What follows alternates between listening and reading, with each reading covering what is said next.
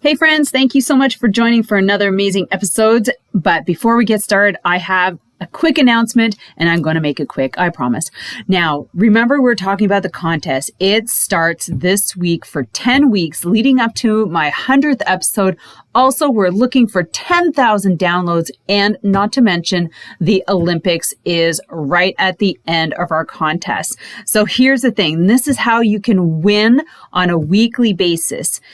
What I'm asking is everybody to go subscribe, give us a 5-star, give us a review, screenshot me and tag me on Instagram at Sylvie_Cyclist, and you will go in to win that week. I will be going on live. Well, I'll be making the announcement Friday on my coaching episode as to who wins the prize.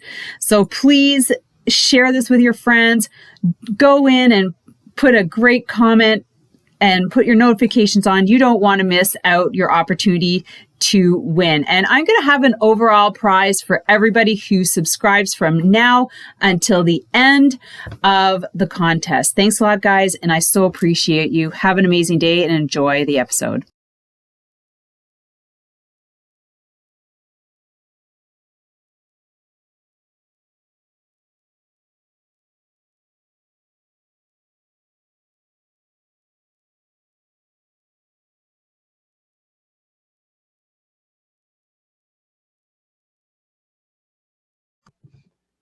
All right, everyone. Welcome back to Secrets from the Saddle. I'm super excited to bring Jon Davis back here.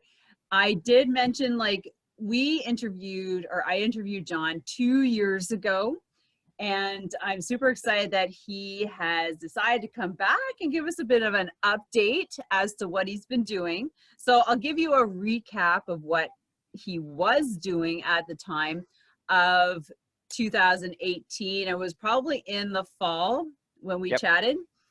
Now, we're all both on the same team Isagenix, and that's how we know each other. And we're both obviously road cycling racers. So, of course, we collaborated. And back in 2 years ago, Jon, and just a little bit before that, he made a comeback into the racing scene in his mid-50s. That's when he got into Isagenix, and that kind of changed his performance, his life, because he got much healthier. And he's going to touch a little bit on that, but I highly recommend that you go back to his first interview and have a listen back then, because it's really quite interesting about that whole story. And then he went on to win the mountain bike West Coast Championships in 2018, the California State Championship. So that was road and crit, or just road? Crit, just the crit. Yeah, love it. And so things have happened. Obviously, a good chunk of the year was COVID, but Jon is going to go into we're going to kind of pick up where we left off of the high of the race into the fall. And as every racer does, that's when you start planning for the next year. What race am I going to do? What kind of training? How am I going to, all those things. And so that's where we're going to pick up where we left off with Jon. And so you can give us a little bit of a background and bring us up to par, and then we'll go right into the change that happened. The fun stuff. He had an accident, he's going to talk about it. So let's do it. All right. Well, 2018 was, 2016, 2017, 2018 were just amazing years. When I won the West Coast Championship, in mountain biking, I didn't even think that I could do it. I was off the bike for 10 years, came back, found Isagenix, and dropped 20 pounds. And I'm like dropped 20 pounds, really, really quick. And which was so exciting. What's happening? Oh, back in. So yeah, after I won that, I'm like, okay, so I started, just training more, and I got back into road biking after winning the West Coast Championship. And then I'm like, well, my friends were like, yeah, come out and race some crits. You know, you might even, you know, win a couple, you know, sort of thing. Like, And oh yeah. yeah, so then I went back, and these were my old teammates that were kind of poking me and saying that I should come back. So I got second in the state championship in 2017 in the series final, like in the actual state championship in crits. So I'm like, and it was like it was a horrendous race. It was, you know, raining, and there was a big crash, and then they had to stop the race in the middle of the race. Ambulance came, the guy like it was just, and then we had to restart the race with the Masters 30 plus. That's the Um, worst. so we had already been racing for 45 minutes, and then we had to wait an hour and a half and go back and race after that. So, and then I got second. Seriously? Yeah, Wow. it was a lot of bad decisions that day, and I felt really bad that the guy who crashed, he went to the hospital, and you know, so all of that's playing in your head. But then when I got second that year, I'm like, wow, I could maybe win this too. So I You're came like, back in watch me. 2018, and you know, I was working with Dr. Polisario, and he wrote the book, you know, Protein Pacing. So I put on God, probably 12 plus pounds of muscle, only by increasing my protein. So I was doing about 180 grams of protein per day. And I was like 174, 175 when I was doing that. So I went all the way up to 188 pounds in probably 14 months. Put on 2 to 3 inches on my quads. You know, my sprinting went up, and I was only focused on sprinting, power, repeatability, you know, no climbing or anything like that. No 20-minute VO2 max efforts or anything crazy. That's where you got the big calves. We were just talking and laughing about his calves. They're about the size of my quads. I know, and it's just, You're you gonna know, have to show. Are you in shorts? maybe. All right. We'll have to get Jon to show us his calves after. So anyway, Anyways, going. Okay, go ahead. Sorry. all of that happened, and so I wanted to so I won the state championship in 2018. Super, you know, the whole team was around it, and it was just it was amazing how it happened. I had an amazing season that year, won a bunch of races, got, you know, 10 top fives, and you know, it was a really, really good year. So at the end of 2018, you know, we're like, yeah, let's have another stellar year, 2019. So, you know, trained hard, same program, and I won my first race coming out in January of 2019. Okay, yeah. It was kind of funny because it was a smaller race, and you know, I was more of a training race than anything. So I go out, and I was your goals? What were your goals? Like, to you know, win, after that season, like to what win, did you sit down? Yeah, to win everything. Everything. Okay, did you have one thing that because you have to have that big race, that big A race you're working towards. What was that going to be? Well, we have the Southern California series that we do, and it's 7, 8 races throughout the year. So we focus on that. Our team won the cup, the overall team cup the year before, and then so we wanted to win the team cup again, and I wanted to win the overall, and I wanted to win the California State Championship. And so they're all different sort of, you know, things that you're focusing on throughout the year. So the first race of the year wasn't part of that series.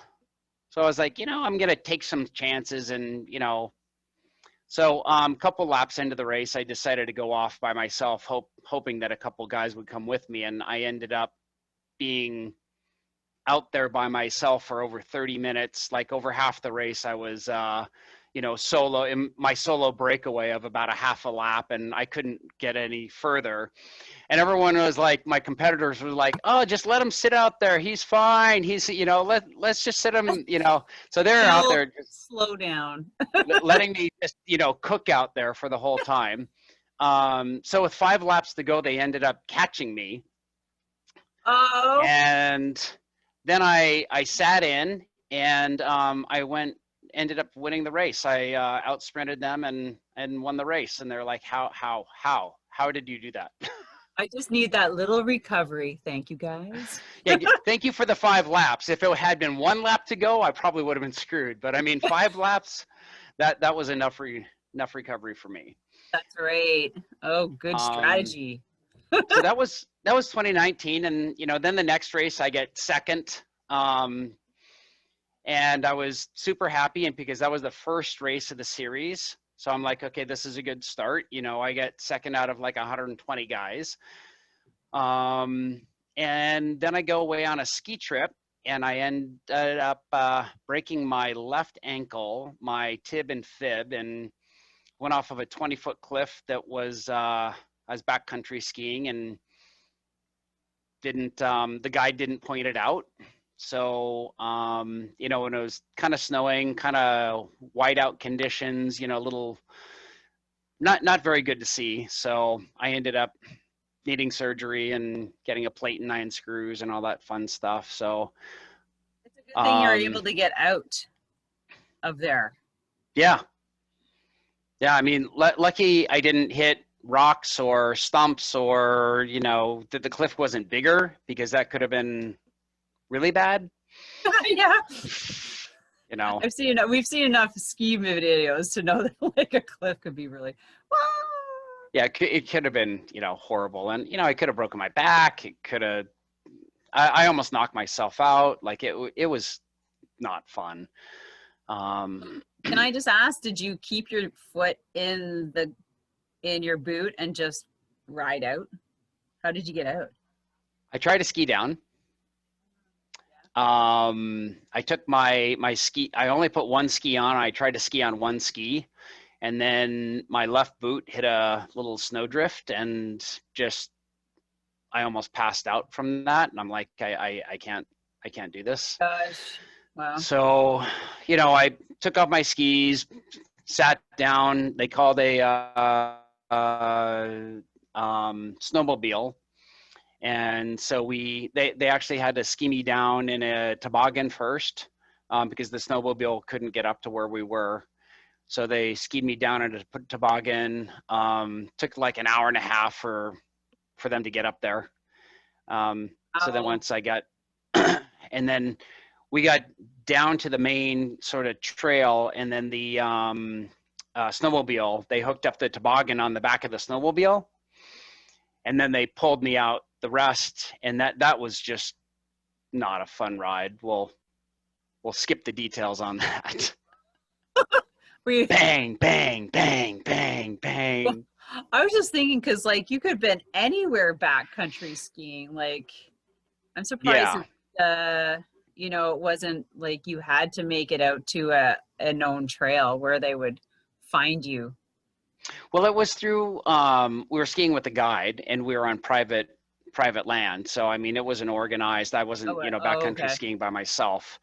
You know, so they had it somewhat organized. And the guide admitted to me later they were, I didn't even know that cliff was there, because they just never go that way.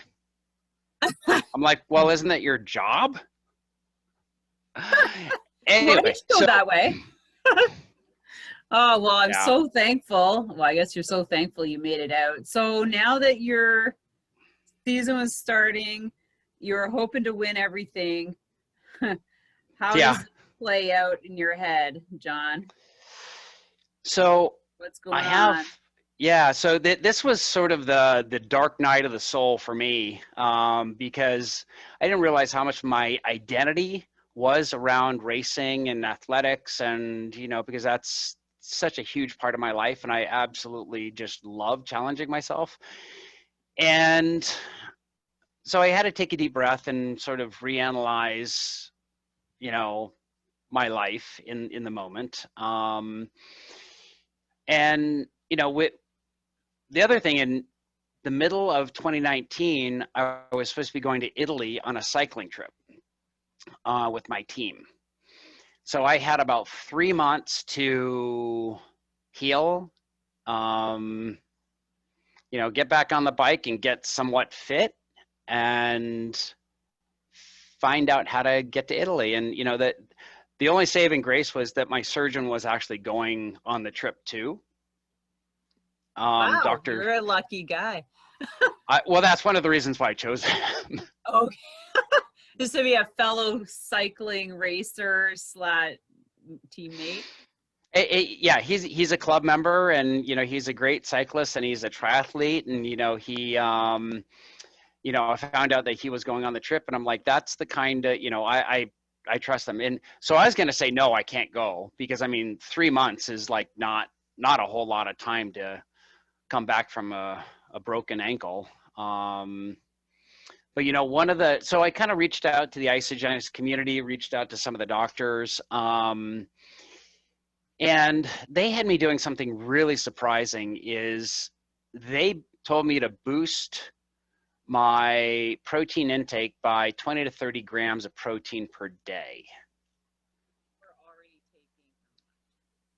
when I was healing. So right when I broke my ankle, I called them within that week, and I said, you know, what should my protocol be for protein to retain my muscle mass and to retain, you know, sort of just my physique, like, because I didn't want to just wither down and then I'd have to build up my lean muscle mass and everything like that.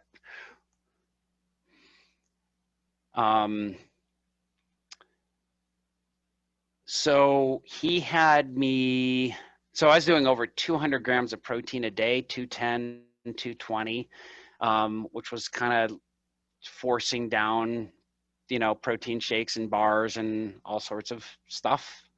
Half a cow. Half a cow. And, you know, so I kind of did a interesting experiment, because I measured my calves, measured my quads, just kind of measured my body right after it happened, and to see if I did lose muscle mass and kind of how my body reacted to it. And I ended up, after 6 weeks, I lost absolutely nothing on my quads. On my left calf, where I broke my ankle, I lost 1.5 inches, because you know, you can't actually inflex or, you know, move your foot at all. So that kind of makes sense. My other ankle, I didn't lose any muscle mass. You know, everything was fine. You know, I gained a pound or two, which was inconsequential to me. Like, I didn't. So many people go into injury and just come out so worse, like a lot worse, so worse, way worse than what they started at, because they just sit back and It's almost like a permission slip to eat like crap oh, and just, you know, kind of throw it out the window. And, well, I'm sick, you know, I don't have to pay. You know, I can eat whatever I want. yeah, and it's the kind of the worst thing, and you're just backtracking so much, you know, and then you have to think about moving forward. And I'm glad. So all that time you were rehabbing and you're consuming over 200 grams a day. Yep. Yeah. And so what does that do? Because you were explaining to me, and it makes sense, but I want, you know, the extra protein was doing what to your body? Because I think this is what people need to hear. Yeah, it was helping me retain my lean muscle mass, because when I put on the lean muscle before, I didn't not that there was no heavy weights, there was no, I wasn't doing any, you know, really heavy, because everyone's like, oh, you must be like lifting, and I'm like, nope. I'm riding my bike and I'm doing like a cross training just with body weight with plyometric stuff twice a week, and I'm riding 3 times a week, and that's it. So it and also the protein, the doctor was explaining to me that the protein helps the bones, the bone fiber, the knitting of the bones together needs the protein to heal and make it stronger and make it connect better. Like, I like that, because I don't think you hear much about that. mm-mm. Yeah, at Yeah. all, actually, now that I think of it, because I've had a daughter and my son, and they both broken bones, and it's not something a doctor has even mentioned. And it makes Yeah. sense, like you said, it makes sense. And the other thing that I was doing while to keep my weight down was I was doing the Isagenix Cleanse. So I was doing a 1 day or 2 day cleanse, which was actually really easy because I wasn't even working out. Like, I'm not moving, right? My foot's up on the couch and on a couple pillows. So it's actually easier to do that than to do 200 grams of protein a day, right? I'm gonna cleanse 2 days a week, like. Exactly, because because that also increases your human growth hormone, right? It puts your body into that stress. So, and that's what you want. You want the HGH to help you heal, to help your bones heal. So To mention giving your stomach a break from digesting all that protein, which it totally all really does make sense. It does. it all, I love that, actually. and then I used a trainer to come back. Everything was passed off by my doctor first, who was also a cyclist, so he said, put flat pedals on. He didn't want me doing any sideways motion because I was still in the boot. I had the boot on the trainer. Oh, perfect. Right? So I had the boot on, and the first day I did, I think I was on there for 10 minutes, and I think I did my average watts was like 10 watts. And I was, oh, John. I was so excited, I'm like, I did it. Like, it was frightening, and I got over that. But then the next time I did it a couple days later, and I did 20 watts for like 10 minutes. I'm like, I just increased my watts by 100%. Yes. How hard? Yay! Sylvie, you know how hard it is to increase your watts by like 10%, right? Yeah, that's right. Like, barely, like even a little bit. I increased it by 100% in just a couple of days. I'm on the road. That's right. Guess what? I'm back. I did 40 watts today. Sure, John. No, you wait. In 3 weeks, I'm gonna be up to 200 watts for 10 minutes. Well, then I got all excited, and I started doing like, what's the interval program that I can do on this trainer, and what's this, and I would be all ambitious to do like this hour program, and like 10 minutes in, I'm like, am I crazy? Like, I can't even. Well, but the thing is that you're okay. I'm gonna work my way up to this. I'm gonna go try it. Okay, maybe I should step back. but I listened to my body, right? I got on there, and some days it was 15 minutes, and I'm like, that's it. Yeah. Get off, ice pack, foot up, like, just totally respecting my body, but pushing it at the same time, pushing and doing that kind of push and pull. But every day it was like step up, step up, step up, step up, and it was, it was a struggle, and mentally it was really tough. Really sad a lot of the times, and relying on my friends, and I go meet my friends down for the local group ride in my boot and, on my little, crutches, and I go down there, and I'm like, hey, and have coffee and watch them all ride off on the ride. I'm like, I'll be here in 4 hours. Yeah, exactly. I'll be back. 16 espressos later. That's right. I'll just kick up and read a book and see. But the important thing is staying mentally healthy through it, and and really respecting what goes in your body and in your ears, and you want to feed it the right stuff. I was listening to Dr. Joe Dispenza, lot of good health stuff. because you want to be in the right mental state. And then, you know, within, you know, those 3 months, I was on the plane to Italy, going to Milan. How long did it take you to get, like, I guess, on your bike again? Uh, I guess you had to get on it for at least a month before you went away. A couple weeks. That's a good question. I think I actually Just got on the plane and got on your bike when you got to Italy. I can do this. It wasn't that bad. It was I'm trying to remember. I you know, it must have been 6 weeks or 8 weeks on the trainer. I was probably on the trainer a week or two after surgery. And then, you know, it was flat pedals only. And then I did, you know, I got cleared for the clip pedals, and then my foot wouldn't even fit into my cleat, into my just put the cleats shoes. on the cleats on the bottom of your boot. That's what my friends were saying. I just screw it right into the bottom of your walking boot. Like, nah. Or put it in a basket, like. Right. I had a little basket, and then I put aero bars on my little, you know, knee basket on my little knee scooter. Oh.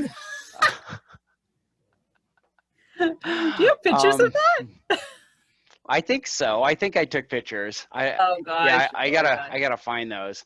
But yeah, it wasn't more than a month or 6 weeks of me out actually on the bike before I went to Italy. But do you ever kind of like feel like this is never gonna get better? Or every day. Or every day? Yeah. You didn't have like it was, I mean, I wanted to be like, you know, and I was going to therapy, and you know, I'm like, you know, like when's the day that I'm just going to be able to do it all? And they're like, John, some people still feel it like 2 years later. And I'm like, you're kidding me, right? Like, more protein. and it's been, you know, it's been a year and a half, and I still feel it. Like I still ice it, and I still feel it after big rides, and you know, it's still kind of swollen and stiff, and you know, it is what it is, and you know, I deal with it the best I can. But you know, my physical therapist said, you know, you had the right injury for the right sport. You know, because it's not, yeah, I'm not doing any lateral motion. I'm cycling, you know, so yeah. it's a good, you know, I'm locked into the pedals, you know, I'm not doing any jumping. There's no impact. I mean, so there's a lot of things that lent it so I could recover faster to do the sport that I love. Right. And so I do have good news, is I went skiing last week, which was a huge milestone. Oh, how did that feel? Frightening. You didn't go backcountry, did you? No. I went to you know, Park City, and just got some turns in, and need some work on the boots, because now I have hardware in there that kind of sticks out a little bit, and you know, like the bolt.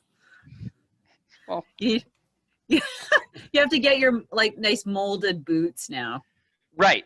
So, you know, because, you know, the screws kind of, you know, and the plate, and, you know, but I think if everything was like just pushed out a little bit, I give it some room, I think it'd be fine. You can get boots like that, you know. Right. I don't think it would be a big deal at all. No, I don't think so. You're not the only one, that's for sure. Right. Not the last. But so have you decided to get back on the bike and race? Like, what was this year supposed to look like? So yeah, that's a great question. So I got back from the Italy trip, was fantastic.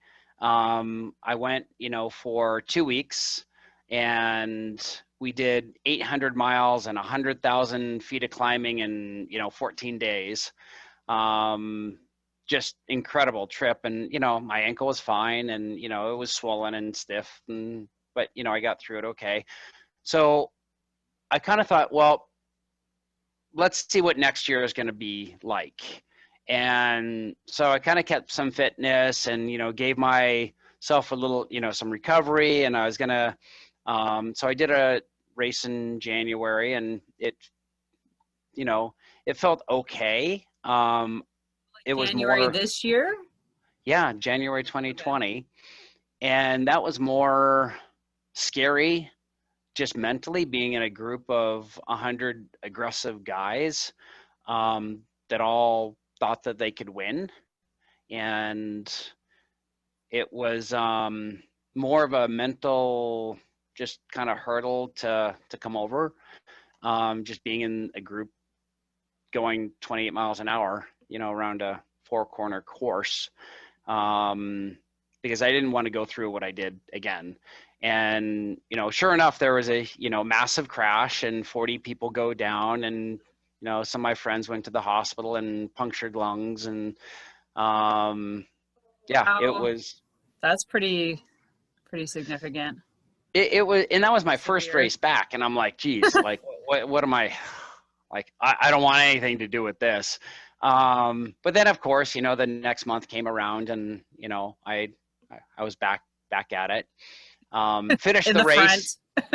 No, you know what? I just was like, let me just get through this with no incidents, like no crashing, no nothing, and just have fun. Like, I was trying to focus on having fun and just enjoying the experience, rather than, I had no intention of sprinting or, being in the front or doing anything like that.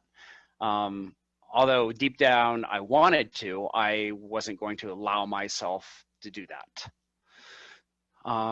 So I finished it. Yeah, finished the race. It was great. It was fine. It was fun, and it was exactly what I thought it would be. And then the next month, COVID hit, mid-March, and then I'm like, well, that answers that question. Like, No way. It's like, I'm not racing anymore. but I don't feel so bad. Let's go riding. But I thought it was going to only last like a month or two, right? I mean, Oh God. so the whole thing got shut down. I'm like, okay, well, I'll just kind of keep riding, and then 2 months and 3 months, and then I'm like, well, I don't. And then the whole Well, I guess schedule. there was no events at all either, because No. I wasn't like, I guess every part of the United States reacted a little bit differently, where Canada just kind of shut everything down pretty much right away. And so like with our women's cycling club, we're like, oh my God, what are we gonna do? Because so we were right on it. I mean, and we had like over 100 members already signed up for a season of cycling. We're like, okay, what are we going to do, and how are we going to make this work, and what can we do for them right now to keep them busy? And How do you but I'm pivot? telling you, Yeah. what? How do you pivot, right? What do you? Oh yeah. Well, we pivoted really quickly. We got right into. I'm really thankful that I have a board of ladies. So there's like 7 of us, and we just got into the meetings right away. It's like, okay, what do we have? What can we do? What can we put out there? And we'd meet like almost every week to 2 weeks, and just see what was going on. What was the OCA, like, the Canadian Cycling Association putting out? Yeah. What was Quebec putting out? What were we allowed to do? We're like, oh my God, it's gonna be so complicated. But we were able to start July 1st.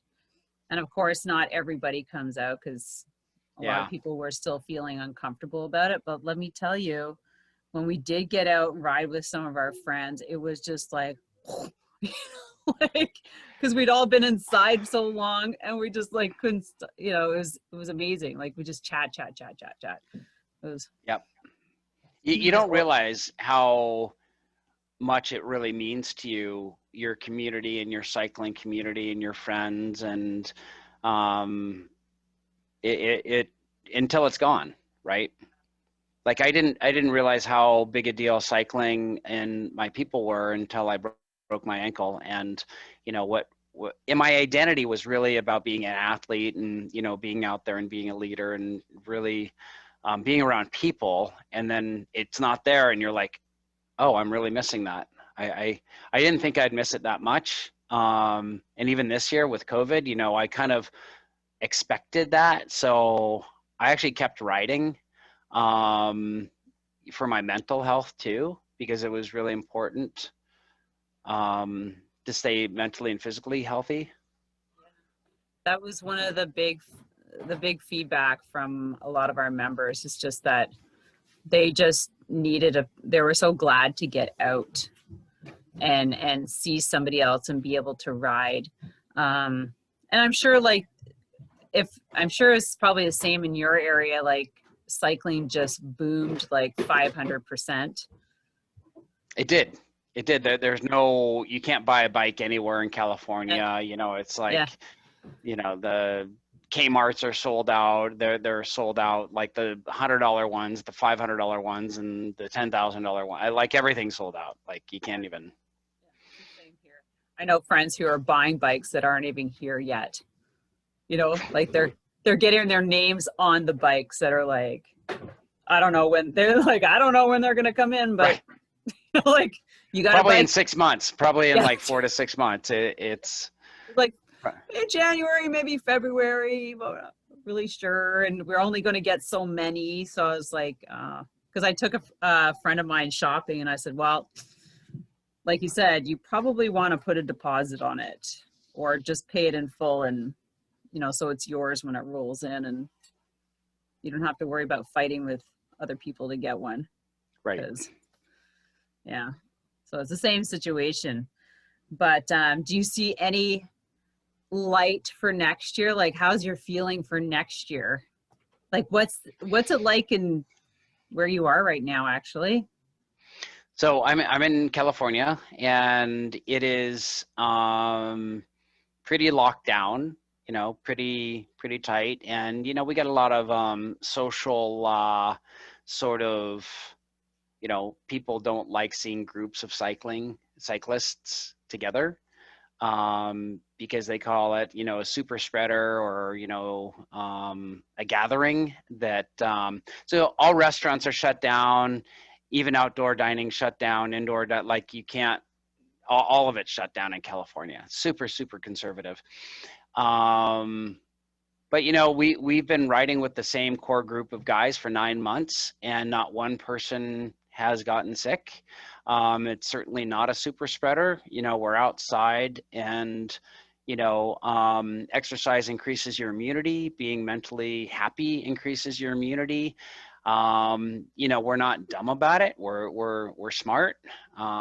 So, but you know, I think it's more important to kind of follow your instincts on some stuff. And you know, I know people who have been inside for 6 months, literally, and put on 40 pounds. And I have to tell you that I think that I'm healthier than they are,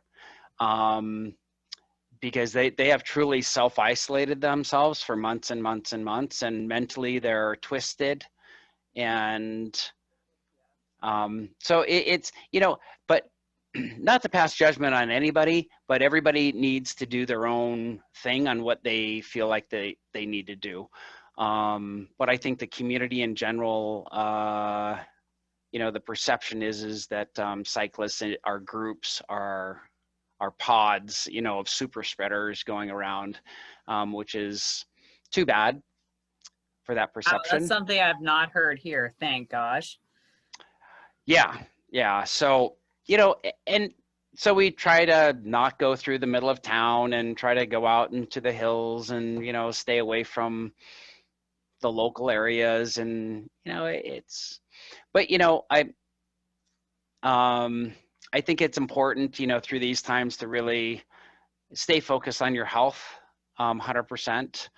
And, you know, I still do my cleansing. I still do, you know, my protein pacing, and, you know, do everything that I know how to do on staying healthy and being, you know, a good citizen, you know, wearing my mask, and, you know, really being respectful of the places around and the people, because you don't want to get them in trouble. So it's you know, it's a balance. But I mean, I have hope for next year. I saw a little meme which was kind of funny. They're like, "Oh, 2020, just wait till 2020 turns 2021 and starts drinking." Oh my God, that is I'm funny. like, isn't that funny?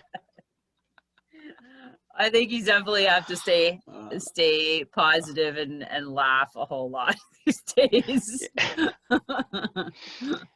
You know, laugh and, you know, communicate and have some community on as much as you can. You know, keep breathing and, you know, being involved as much as you can, because All right, it's here I have a question about, so talking about community and getting involved, here's the last little question. How do you feel about Swift? Because you have not said anything about being inside, so you're lucky you get to ride outside, not like yeah, us Canadians in yeah, the northern, on the yeah. east. Well, not close to you, but on the other end of the country. We are all congregating inside on the bike. Have you been there yet? I I did that for my rehab for my ankle. That I was actually Zwifting, and I have Oh, okay. a kicker trainer. Oh, geez. Um, You can so just I get started was, anytime. yeah. So I made sure that I was, you know, and you can't know what you're doing without a measurement tool, right? You know, just like with protein, you need to be able to. I ask people how much protein you're doing. They're like, I don't know. Well, you need to start, you know, counting. Yeah, I know. That's my question too. Do you know? Are But you taking enough? you can get super fit using indoor trainers and doing a training program, and I'm a huge proponent of them. Um, you know, it's just so nice in California that I don't use it most of the year, but I do a structured program, you know, in the off season, leading up to the season. Be like, you know, because it gets dark early and it's cold, and I don't want to ride in the dark and if it's raining out. So, yeah, Zwift, and definitely a trainer that does power control. Whatever it is, like whichever ones you use, I think it's great. I'm going to have Hunter Allen on the podcast. He's he's like the power meter guru, and he had a little hand in Swift and Training Peaks. So if you've ever used that software, he helped design that. So I'm super excited because I interviewed him around the same time as you. So that's Okay. 2 years ago. And now, like with everybody being on Swift and Swift academies and recruiting off of Yeah. Swift for women's race teams is just crazy. Yeah, I can't wait to hear from him. But Well, you know, I know that a lot of these guys on pro teams, you know, did the Tour de France and Vuelta, and you know, they were training on Zwift for a lot of the year. You know, one of oh my yeah, friends, you know, Cam Worf did the Vuelta, and I saw him on Zwift all the time. You know, he did. I think I did hear kind of where maybe it was a podcast, but how a lot of them, or no, somebody one pro racer had injured himself, so he was on the trainer like you, rehabbing himself back, and Yep. he came back way fitter because he could control his environment, he could Yep. sleep where in his bed, he could eat properly from at home, and he made Yep. like a And full it's comeback. safe. It's And safe, it's right? safe, yeah. And that's another Like, thing that we're all it's on our minds. Like I'm sure you saw that the accident in Nevada, well, in Vegas. we actually drove through Vegas that day when we came back from skiing in Utah. We drove Really? home, and I didn't see that until I got home, and I'm like, wait, we were in Vegas at that time. Yeah.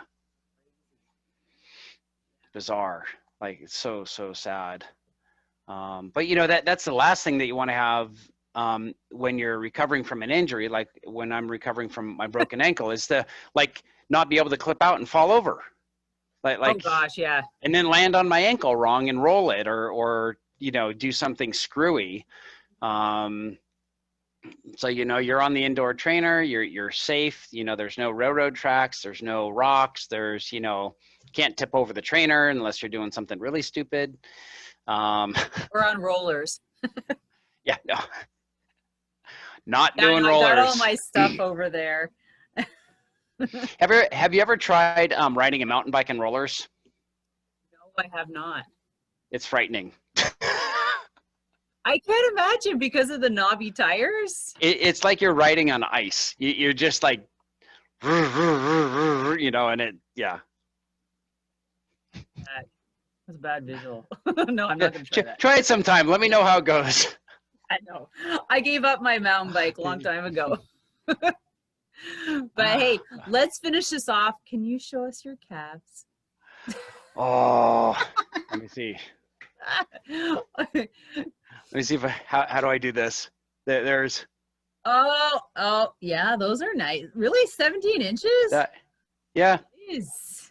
Yeah. And That's here's a good my. one. Is that the broken one? Here's my lovely plate.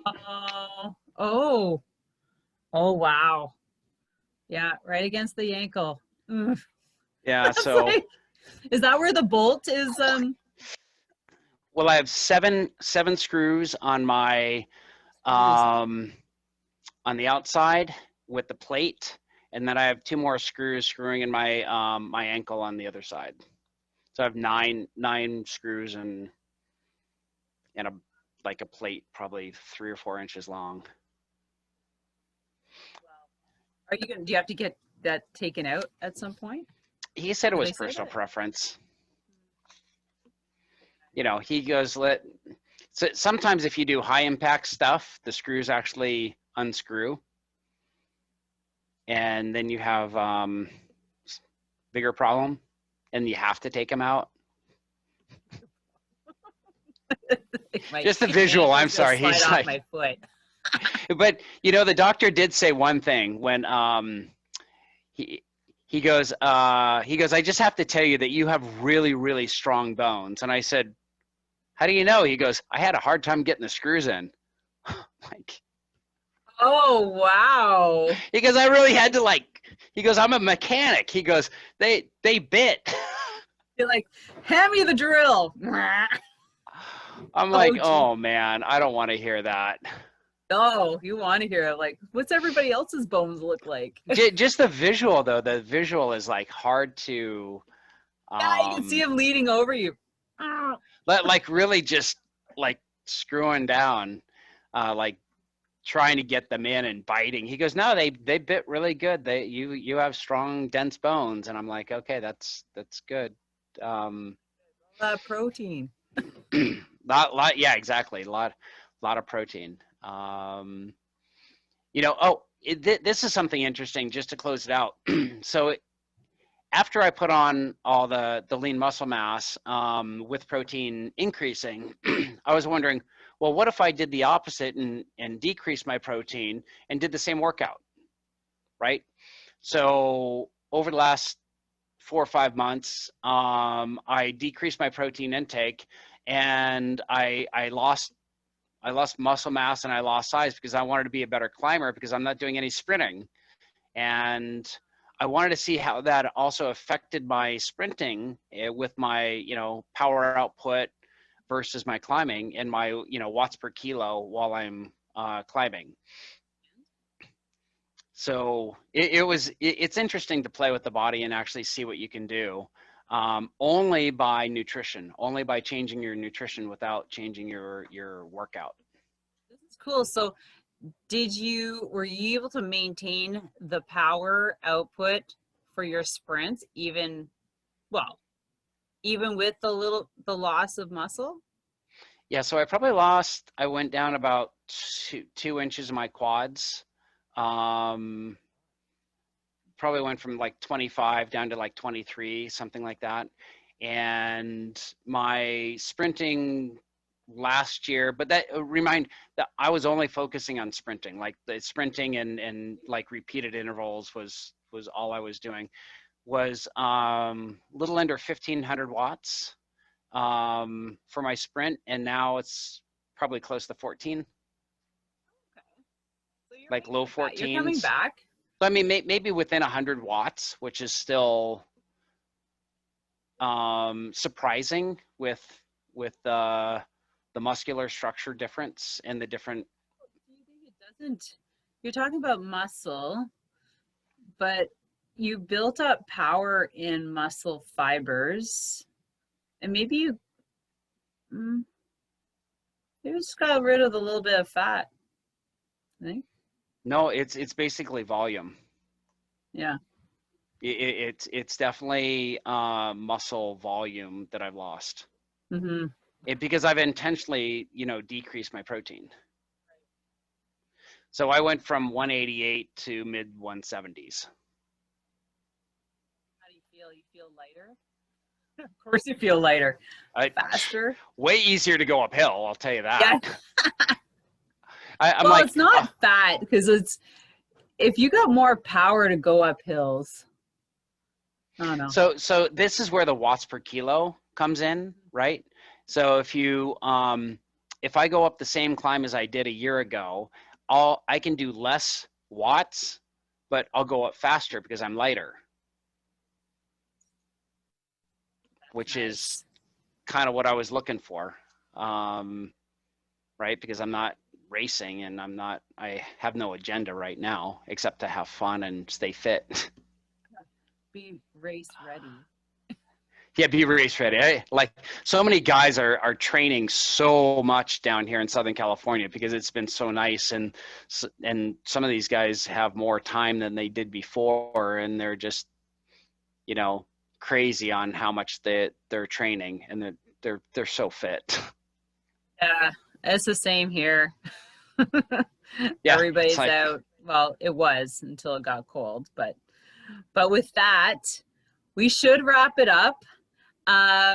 It's been an extreme pleasure. I always say, like, in 2 years' time, we should wrap right back around and see what you've been up to, and see what's on the agenda for the race season out in California. I have been thinking about, if this ever happens, a training camp / winery tour in Napa Valley. Is that close to you? Yeah, well, not really. It's more Central California. But San Ynez would be a little bit closer. That'd be about 2 or 3 hours.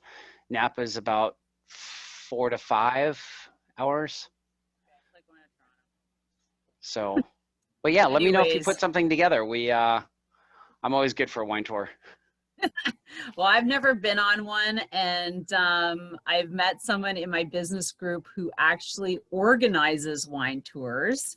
So I would just go down, he'd find a bed and breakfast for us, and then, be our, not so much chauffeur, but, make sure we're okay. Yep. Yeah. Biking around, set us awesome. up. So with that, Jon, it's been such a pleasure, and it's so fun talking to you. I can't wait till we hopefully can get back and see each other again at an event with Team Isagenix. It'll be absolutely fabulous. I think we're all dying for something like that too. Yeah. This is great for Zoom, Zoom team calls and all that, but we all know getting together is the way to go. But in any case, yep, we'll take this in the meantime.